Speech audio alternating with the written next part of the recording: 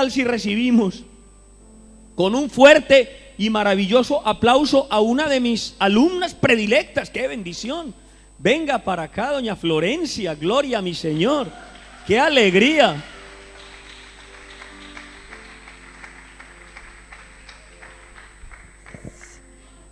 Gracias. Buenas noches, iglesia. ¿Cómo están? ¿Bendecidos? Amén. ¿Cómo? Ay, algunos no merendaron. ¿Qué tal? Bueno, en primer lugar quiero dar gracias a Dios porque esta es mi segunda oportunidad. Y la verdad es que Él conoce los anhelos y los deseos de mi corazón y en ellos está poder desarrollar esta área en mi vida. Así que gracias, papá, por esta oportunidad.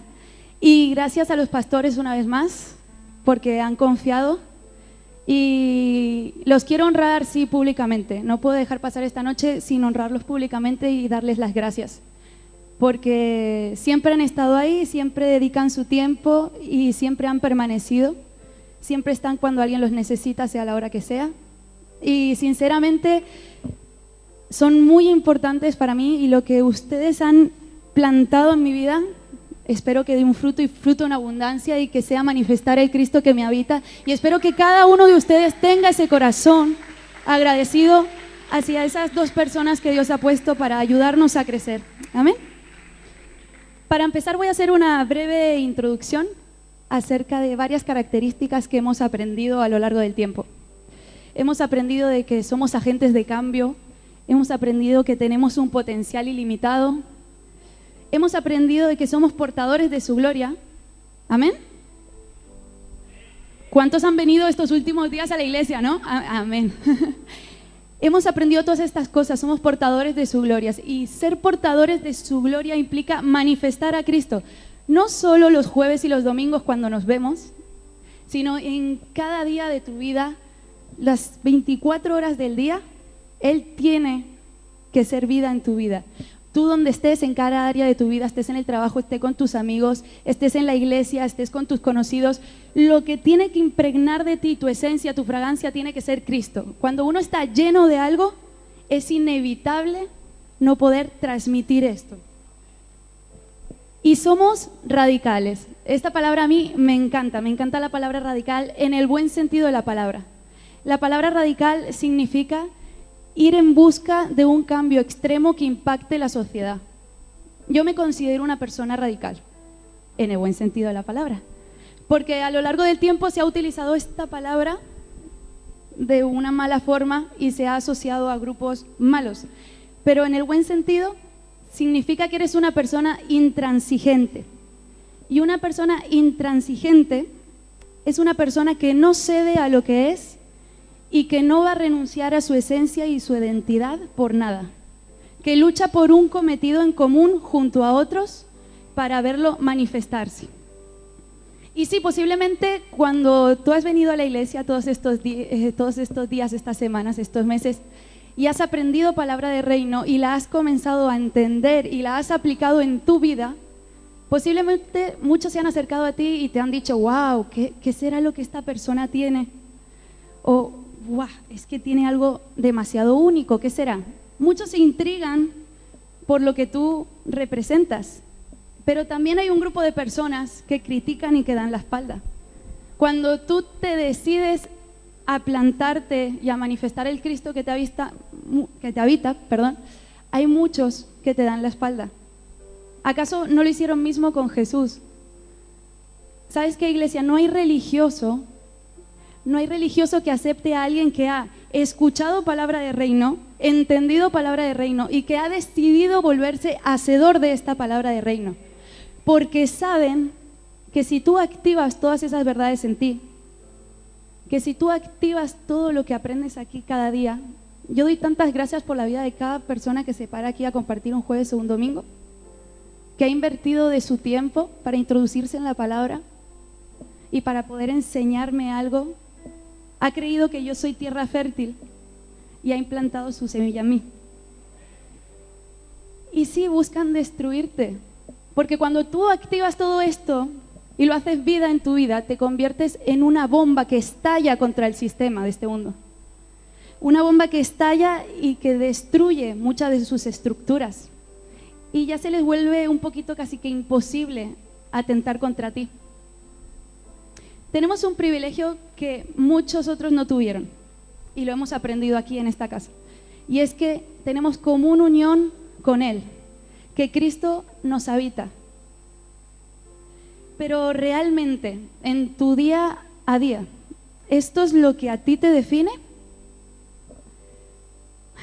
Realmente, a veces yo pienso que cuando una circunstancia viene a nuestra vida, la forma en la que reaccionamos no está reflejando este Cristo que nos habita.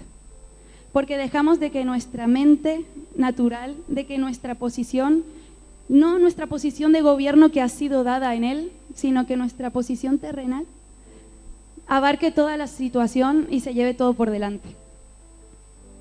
En pleno siglo XXI, lo que define a una persona, todos lo deben de saber, lo pasan por la televisión, es las cosas materiales, el dinero, lo que has estudiado, lo que no has estudiado, la familia que has formado. Esto es lo que te define. Las cosas materiales te definen y te clasifican en diferentes esferas, en diferentes categorías que llamamos clases sociales, y hacen de ti una persona de clase alta, clase media o clase baja. Pero cuando hablamos de reino, cuando vivimos una vida de reino, a nosotros no nos define lo material, lo terrenal, lo finito, lo momentáneo. A lo que tú te define es un título mayor que todo esto. Y es el título de que tú eres hijo. Eres hijo, eres esposa, eres cuerpo, pero eres hijo. Y hace unos años yo estaba en un campamento y me encontraba con un versículo que está en Primera de Juan 3, 2, y dice: amados, ahora somos hijos de Dios. Esas simples palabras, amados, ahora somos hijos de Dios, en mí en ese momento provocaron un rompimiento. Yo no sabía cuán cerca Dios estaba de mí hasta que leí eso, pero con otra perspectiva, con otro entendimiento. Más adelante en el versículo 18 dice: hijitos míos. Y yo ahí sí, en el campamento empecé a llorar, pero porque sentí su paternidad de una forma como nunca antes la había sentido, y había decidido actuar como un verdadero hijo. Y hay un versículo que me encanta en la Biblia, que es Éxodo 20:12, que dice: honra a tu padre y a tu madre, para que tus días sean largos sobre la tierra. Efesios lo vuelve a recordar, dice que es el primer mandamiento con promesa, pero también lo vemos en Éxodo, en Levítico, en Deuteronomio. Cuán importante es la honra hacia los padres. Honrar significa demostrar afecto, distinguir, homenajear, premiar de una forma activa. La honra, iglesia, exige práctica. Eso es uno de los puntos que yo quiero destacar hoy. La honra exige práctica para ser en sí misma. Honra, del verbo honrar, necesita una acción para ser efectiva, si no, no es honra. Un buen hijo, el pastor lo decía hace unos domingos, definía a un buen hijo como alguien que ayuda, alguien que obedece, alguien que permanece, alguien que está ahí, alguien que apoya. Pero nosotros no podemos esperar sentados. Nosotros no podemos venir cada jueves y cada domingo y engordar espiritualmente y no transmitir todo lo que aprendemos aquí a esa gente que hay ahí fuera, y es la que necesita realmente conocer el Cristo que nos habita. Nosotros tenemos que hacer de cada palabra que se nos ha dado vida. Nosotros tenemos que hacer que nuestra esencia sea notoria, que transmita lo que es Cristo. Tú tienes que construir, tú tienes que avanzar, tú tienes que ensanchar, tú tienes que superar cada límite que se te ponga delante. Seamos personas activas y que desarrollen en pos de un fruto, y fruto en abundancia. Cuando estaba leyendo para hacer este mensaje, me encontré con Mateo 6, que es el Padre Nuestro, seguro que muchos de ustedes lo conocen, y dice: Padre nuestro que estás en los cielos, santificado sea tu nombre, venga a nosotros tu reino, etcétera, etcétera. Lo conocen. Y no podía evitar leerlo y pensar de que ese Jesús que estaba diciendo: vosotros oraréis así, era un Jesús que tenía asumida la paternidad de Dios. Y era un hijo que era un buen hijo y un hijo que honraba. Entonces yo cuando leía estas palabras y leía Padre nuestro que estás en los cielos, pensaba, wow, yo no puedo ser hipócrita, perdóneme la expresión, pero no puedo ser hipócrita de decirle Padre si no intento actuar como hijo día a día en mi vida. No le puedo decir nuestro si solo me preocupo por mi bien mismo. No le puedo decir santificado sea tu nombre a un grito al cielo. Santificado sea tu nombre si yo no me decido a honrarlo día a día. No puedo decir hágase su voluntad. Si cuando esta voluntad para tu vida tal vez provoca un quiebre o es dolorosa y tú decides no aceptarla. Son palabras fuertes. Jesús cuando las decía con una naturaleza. Porque tuyo es el reino, continúa. ¿Y cómo nosotros vamos a decir porque tuyo es el reino si no somos leales al Rey? Y ya para terminar con el Padre nuestro, el poder. Cuando Él dice el poder y la gloria, ¿cómo voy a decirle yo, tuyo es el poder, si cuando viene una circunstancia natural, una circunstancia que tiene un tiempo establecido de principio y de final sobre mi vida, y esa circunstancia ha hecho que mi posición en Cristo pues pierda valor? ¿Cómo puedo hacer yo de decirle, tuyo es el poder, si cuando pasa algo que parece imposible, me escondo, agacho la cabeza y digo, no?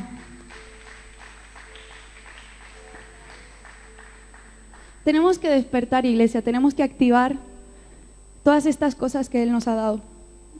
El sistema de este mundo siempre va a intentar distorsionar tu verdadera identidad.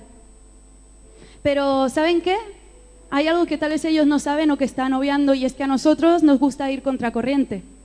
Que a nosotros nos gusta saber que hemos sido creados por un Dios creativo y por un Dios que es experto en la materia. Por un Dios que nos ha hecho originales. El sistema de este mundo es todo copias. Tú tienes que seguir una moda, tienes que seguir unas estructuras, tienes que seguir un eje, porque si te sales de ahí ya eres raro. Pero sabes, a ti te ha hecho un Dios creativo. Y te lo voy a demostrar con dos simples cosas. Mira tu mano ahí donde estás.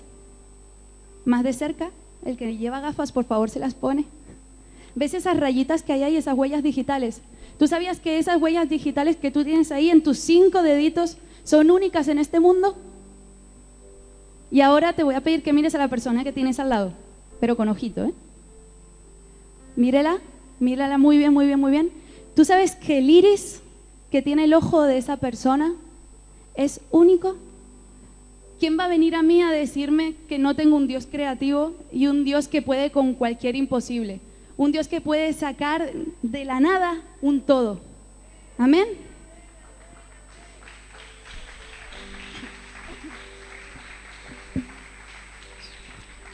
Y aquí viene lo bueno. Tú decides por libre albedrío qué dejarle a tus próximas generaciones. Si tú a tus próximas generaciones le vas a dejar simplemente lo natural, lo temporal, lo irrelevante, que estos son añadiduras, no es que sea malo, pero tú decides si les vas a dejar esto o si les vas a dejar un legado de reino, una posición legal inquebrantable y una identidad en Cristo. Lo que tú le dejas a ellos va a ayudarles en sus vidas. Así que tú piensa qué es lo que estás dejando a las generaciones que vienen detrás tuyo. Tú eres ejemplo para ellas. Y ahora sí, vamos a ir a Efesios 2:10. Y el texto dice de la siguiente forma: porque somos hechura suya, creados en Cristo Jesús para buenas obras, las cuales Dios preparó de antemano para que anduviésemos en ellas. Este versículo yo lo tengo en mi cabeza hace un montón de tiempo, pero porque no lo entendía, hace años. Pero fue llegar aquí hace 1 año y 6 meses y volver a cogerlo para poder analizarlo e intentar ver a qué se refería Dios. Posiblemente muchos ya sepan de qué va este versículo, así que quiero que esta palabra me la reciban como ancla de lo que ya saben. Y aquellos que no saben de qué va, que escuchen atentamente y que puedan aplicarlo y hacerlo vida en sus vidas. La palabra hechura, que es la primera palabra que yo destaco ahí, así en grande, en rojo, significa del griego que ha sido pensado, que ha sido el resultado de un trabajo detallado, poema, obra maestra. ¿Me ha escuchado, iglesia? Hechura significa obra maestra. Pero ¿realmente esto es lo que tú ves cuando te miras en el espejo? ¿Esto es lo que tú reflejas cuando estás con tus amigos? ¿Esto es lo que tú reflejas cuando estás con tu esposa, con tus hijos o incluso en lo secreto? Cuando estás a solas, ¿reflejas realmente esto y es lo que ves en ti? ¿Sabes qué? Tú no eres un error. Puede ser que alguno en esta noche esté pensando de que ha sido un error o que ha sido algo no programado o que no tiene un propósito. Pero tú no eres un error. Vemos como David en el Salmo 139 decía, mi embrión vieron tus ojos. En Mateo, como Dios dice que cada uno de tus cabellos está contado. En Isaías 49:15, cuando Él dice, en mis manos te tengo esculpido, delante de mí están tus muros. Él siempre lo ha tenido todo bajo control, lo tuvo, lo tiene y lo tendrá. Lo único que tú tienes que hacer es confiar en Él y lo que eres en Él, porque si tú no te lo crees en primer lugar, ¿qué vas a hacer cuando vengan a atentar contra eso en tu vida? El versículo decía, porque somos hechura suya, creados en Cristo Jesús. Vamos a analizar primero este segmento. La palabra porque es una palabra indicadora de efecto causa. Presenta una cosa que forma la base para otra que le continúa. Y como vemos el versículo dice, porque somos hechura suya. El ser hechura suya, esa identidad que tú tienes en Cristo, es la base para que tú logres lo que va a venir a continuación. Creados en Cristo Jesús para, palabra indicadora de instrumentación. Significa que es la presentación de los medios para alcanzar un fin. Tu identidad en Cristo y que tú la hagas vida en tu vida y que tú la creas, realmente la creas, es la base y los medios que tú tienes para realizar buenas obras, las cuales Dios preparó de antemano. Él ya hizo las obras.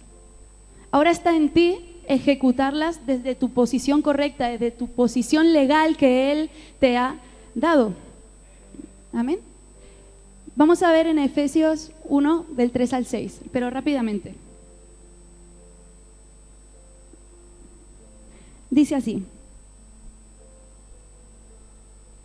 bendito sea el Dios y Padre nuestro, Señor Jesucristo, que nos bendijo con toda bendición espiritual en lugares celestiales en Cristo Jesús, según nos escogió en Él de antemano, para que fuésemos santos y sin mancha delante de Él, en amor habiéndonos predestinado para ser adoptados hijos suyos por medio de Jesucristo, según el puro afecto de su voluntad, para alabanza de su gloria, con la cual nos hizo aceptos en el amado. Me gusta este capítulo porque hay como unas palabras que se me resaltan. Yo cuando leo la palabra hay como palabras que se me hacen más grandes y digo, wow. Si leemos el versículo 3, dice que nos bendijo. Dios te ha bendecido. Y sabes lo que tienes que quedarte en esta noche y empezar a aplicar en tu vida, de que tu bendición no está en las cosas materiales ni en la circunstancia que tú estás viviendo. Tu bendición está en Él, tu bendición está en lo eterno. Somos vencedores, vive como tal. Empieza a manifestar el Cristo que te habita. En el siguiente versículo, el 4 dice, según nos escogió. La palabra escoger en este versículo significa denotando origen. Punto desde el cual se toma un inicio, punto de quiebre, llamar por nombre. Y algo que me encanta, romper el silencio. Hemos sido escogidos por Dios, escogidos para un propósito. Hemos sido llamados por nombre y se ha roto el silencio desde el momento que tú fuiste creado y pensado antes de la fundación del mundo. Y por último de este texto dice, para alabanza de su gloria fuimos aceptos en el amado. Bendecidos, escogidos, adoptados y aceptos. Aceptos es otorgar gracia, es investir de honor especial. Necesitamos, y aún no lo hemos hecho, y es algo que quiero intentar transmitir en esta noche, y no sé si lo estoy logrando, pero espero que sí, hacer de estas cosas nuestra base, nuestro fundamento. Pero hoy en día, si tú vas a la sociedad y le dices, wow, tienes que empezar a aplicar esto en tu vida, siempre hay un factor, hay un problema, hay dos en verdad, pero vamos a hablar primero de uno. Y es una frase muy conocida por todos que seguramente la han dicho y es: no tengo tiempo. Hay dos problemas a la hora de hacer vida en nuestras vidas, nuestra identidad completamente en Dios. Y es una, la mayordomía de los tiempos, y la otra, el orden de las prioridades. ¿Tú sabías que un año tiene 365 días, que tiene 48 semanas, que tiene 12 meses, y así? Si te pones a pensar, tiene más de 30 millones de segundos. Y he escrito una pequeñita cosa para intentarte transmitir el valor del tiempo. Y dice así: para darte cuenta del valor de un año, pregúntale a alguien que reprobó su último año escolar y le toca recursar toda su carrera.